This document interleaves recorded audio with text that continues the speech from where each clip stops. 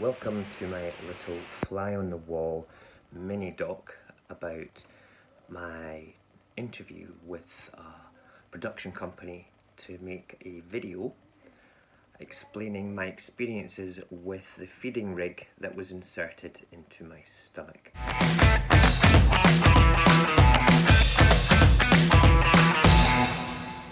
A little bit of background.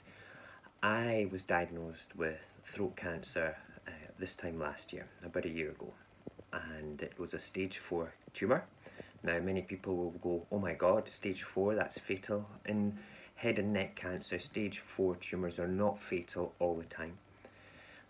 Basically it was the size of it.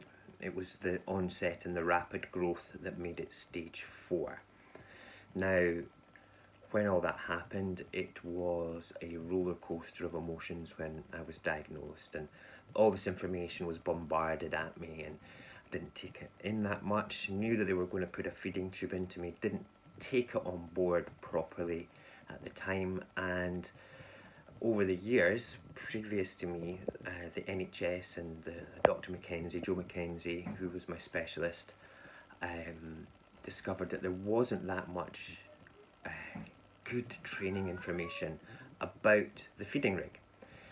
So she basically commissioned through a charity fund with the head and throat cancer team to commission this video, this training video, and I got asked to be part of it. So it will be available in February, and I will link you all to it when it's available. But this was just my little sort of grabbing of footage of the production team in my home, doing things, and obviously their one will be far more professional than mine. So it's about 6 minutes long. Go and have a cup of tea and see what goes on behind the scenes. Sound's not great because it's my iPhone mic. I don't have a nice mic yet, but I will eventually get one. And thanks for listening and thanks for watching. Camera crew arrived and they were welcomed by my children. They were endearing, professional and wonderful, and what can I say, they made it fun for the kids to be around the equipment, perfectly safe, and quite a small living room for the amount of equipment they had. Roddick enjoyed it as well. He got involved and was smiling to the crew. Got a bit upset at one point, but was very good with it all. So, is my hair good? Is your hair good? You're crazy. Is there anything that you would say to them, like any advice you pass on to them? I would say it might be worrying, it might be scary, but you always have to remember that after a while it should be okay. You'll get used to it eventually, and then I guess you get used to it after a while. Paxton answered the questions so well and got really involved with it all and found the whole experience very interesting. All this equipment, all these professional people all around doing something that he understood was about Daddy giving back to the community that looked after him with cancer. This was really important, and all the kids understood that, which was great. Really stuck in my mind.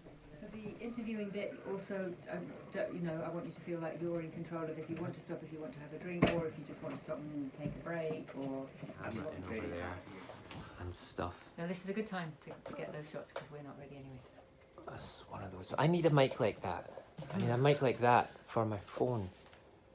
Reliving the whole experience at the interview of being diagnosed with cancer, and the thought of this foreign body being put into me became a bit overwhelming later on, but the team, they were full of empathy and they understood that it could be difficult. They were really great. My name's Murray. I had a throat cancer and a tumour growing down my tongue and my throat, down this side, and I had the feeding tube in my stomach for around about 6 or 7 months. So tell me a bit about what your thoughts and feelings were when you first were told you had to have a tube.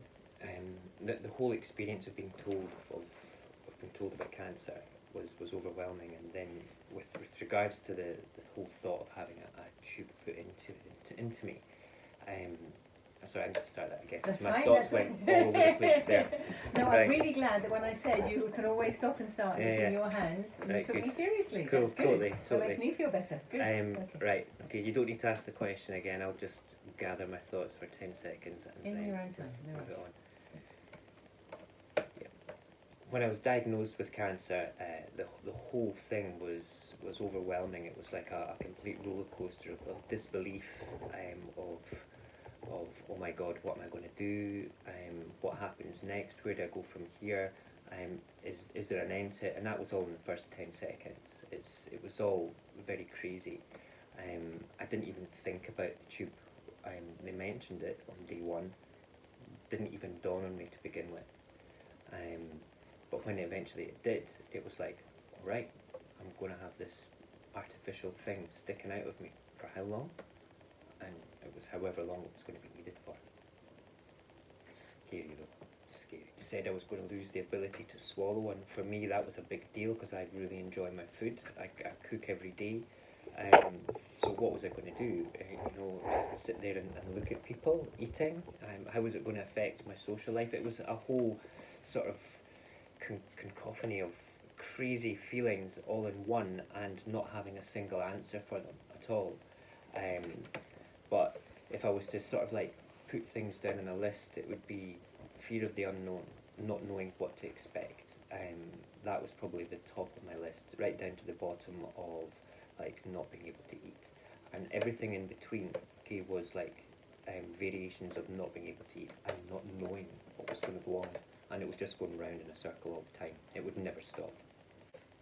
So those were the fears that you had before it happened. Now that you can look back, how many of those fears were realised? How horrible was it compared to what you expected? Is there anything reassuring you might be able to say for people for the future? It became normal very quickly in my life. So to be perfectly honest, every single fear that I had, every single concern, it wasn't there. It disappeared rather quickly. There was other things that were more important, like treatments and things. So the tube, when it came down to it, was like, right, accept it. It's part of me now. It's going to save my life eventually. But right now, okay, it's there. It's hanging out of you. Keep it clean. Look after it. It's there. Normalising it was the most important thing for me. The team that came into my home were amazing. They were very professional, and they were like old friends, to be perfectly honest. They all came in and did their best. And what can I say? They're all welcome to come back for hot chocolate and cake sometime. Oh, baby boy's hungry. Cool. The production team from MediaCoOp that were in my home were probably some of the most professional people I've actually worked with. MediaCoOp is an organisation which mirrors my values when it comes to business. It is a cooperative. Everybody is a true partner within the organisation. There is no bosses. They work together with their skills of production, camera work, sound work, interviewing techniques, admin, everything. It's all pulled together to ensure that it was done. And this team, wow, what can I say? They came into my home, they were welcomed, and then they were welcoming. It's as if like they belonged there.